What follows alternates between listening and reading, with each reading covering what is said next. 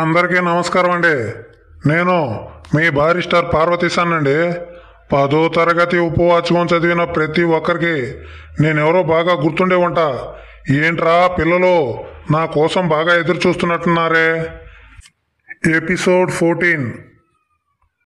ఇంకా మనకేం పర్వాలేదు అని అనుకున్నాను. నీ దగ్గర డబ్బు చాలా ఉన్నట్లయితే మా చేతికి ఇవ్వాల్సింది. నీ దగ్గర ఉంటే పోవచ్చు. నువ్వు దిగగానే మార్సెల్స్ లో మా కంపెనీ వాళ్ళు నీ సొమ్ముని నీకు తిరిగి ఇచ్చేస్తారు. నువ్వు ఇంకా ఇంటికి సొమ్ము అది పంపమని మీ వాళ్లకు రాసేటట్లయితే మా కంపెనీ అడ్రస్ మీ వాళ్లకు తెలియజేయి. నీకు సొమ్ము వచ్చినా ఉత్తరాలు వచ్చినా మేము జాగ్రత్తగా నీకు అప్పచెప్తాం అన్నాడు అతను. సరే సరే, ఈ ఏర్పాటు చాలా బాగుంది అని నా దగ్గర ఉన్న సొమ్ము అంతా ఆయనకిచ్చాను. ఒక్క 50 రూపాయలు మటుకు నా దగ్గర అట్టె పెట్టుకోమని మిగతా సొమ్ముకు ఒక చెక్కు, ఈ 50 రూపాయలు నా చేతికిచ్చి మార్సెల్స్ లో వాళ్ళ కంపెనీ విలాసం ఉన్న అచ్చుతో ఉన్న చీటీ ఒకటి కూడా నగ్గిచ్చాడు. రేపు మధ్యాహ్నం 3 గంటలకు ఇక్కడికి వచ్చినట్లయితే స్టీమర్ దగ్గరికి పంపిస్తాను అన్నాడు. ఆయన దగ్గర సెలవు తీసుకుని, ఆహా ఎంత గొప్ప కంపెనీ, ప్రతి పట్టణంలోనూ ఉంటుందంటున్నాడు. నా పోటీ వాళ్ళకిలా పోలడంత సహాయం చేస్తున్నాడు. వీళ్ళకి దీనివల్ల ఏమైనా లాభం ఉంటుందా, లేకపోతే ఊరికనే చేస్తున్నారా అని ఆలోచిస్తూ వీటి గుమ్మం దగ్గరకు వచ్చాను. ఇందాకటి బండ్రోతు లేచి నుంచొని, టికెట్ తీసుకున్నారా అండి అని అడిగాడు. తీసుకున్నా అని చెప్పగానే నాకు సలాం చేశాడు. వాడి పొగరిపోతనం కొంత అలిగింది కదా అని సంతోషించాను.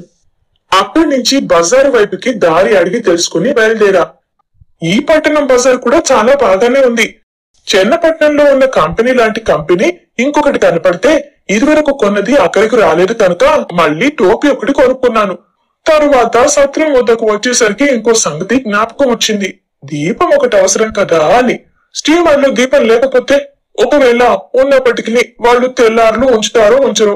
చీకట్లో పడుకోవడానికి నాకేమో భయం. నిన్న రాత్రి స్టీమర్ లో దీపాలు ఎక్కేటప్పటికున్నాయి గాని నాకు తలనొప్పి వికారంతో ఒళ్ళు తెలియకుండా పడుకుని తెల్లవారేదాకా మెలకువ రాకపోవడం వల్ల రాత్రి తెల్లవారులు ఉన్నవో లేవో జ్ఞాపకం లేదు. తీరా స్టీమర్లు లేకపోతే అప్పుడు దొరకదు కదా. అందుకని ఒక స్టాండు 2 డజన్ల కొవ్వొత్తులు కొనుక్కుంటే కాలక్షేపం అవుతుంది కదా అని అనుకున్నాను. తరువాత ఇంకో సందేహం కూడా వచ్చింది.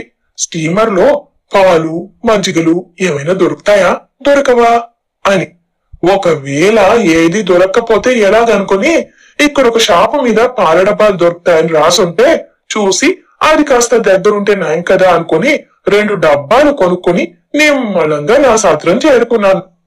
రాత్రి భోజనం చేసి సావకాశంగా ఇంటికి ఉత్తరం రాద్దామనుకుని పెట్టి తీసేసరికి కాగితం గాని కలం గాని ఏది కనపడలేదు. సరే ఇదొకటి బజార్కెళ్లి కొనుక్కోవాలి కదా అనుకుని ఆ రాత్రి సుఖంగా పడుకున్నాను. మర్నాడు పొద్దున్నే బజారుకు వెళ్లి ఉత్తరాలు రాసుకోవడానికి కాగితాలు, కవర్లు, ఓ ఫౌంటైన్ పెన్ను, అందులోకి సిరా, ఒక పెన్సిల్, జమా ఖర్చు రాసుకోవడానికి ఒక చిన్న ఎక్సర్సైజ్ బుక్ కొనుక్కొని ఇంటికొచ్చాను. వచ్చి ముందు ఉత్తరం రాసి పోస్టులో వేస్తే తీరిపోతుందని ఉత్తరం రాద్దామని ప్రారంభించాను. క్షేమము కొలంబు. శ్రీ వేదమూర్తులైన బ్రహ్మశ్రీ వేమూరి రామచంద్రయ్య నాన్నగారికి తమ కుమారుడు పార్వతీశం అనేక నమస్కారములు చేసి చేయంగల విన్నపములు. ఉభయ కుశలోపరి.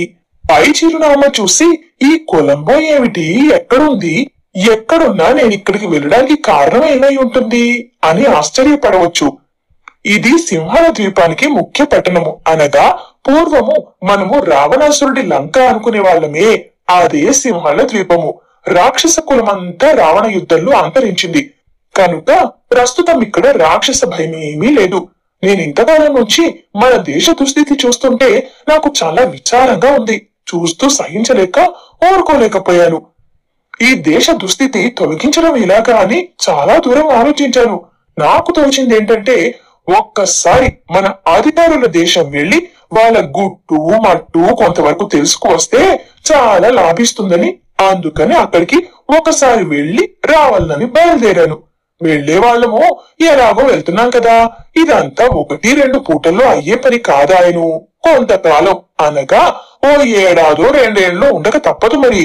అందుకని ఈ లోపున బారిస్టర్ పరీక్ష చదివి పాస్ అయితే మళ్లీ స్వదేశానికి వచ్చి తరువాత ఒకడి కింద తల వంచుకుని పని చేయనక్కర్లేకుండా స్వతంత్రంగా జీవనం చేయవచ్చునని ఊహించి అక్కడ బారిస్టర్ చదువు నిశ్చయించుకున్నాను.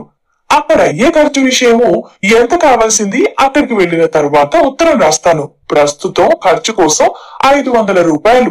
ఇక్కడ నరసాపురం నాటకం కంపెనీలో రాజు వేషం వేసే గజపల్లి నారాయణరావు గారి ద్వారా ₹1.11 వడ్డీ చొప్పున బదులు పుచ్చుకున్నాను.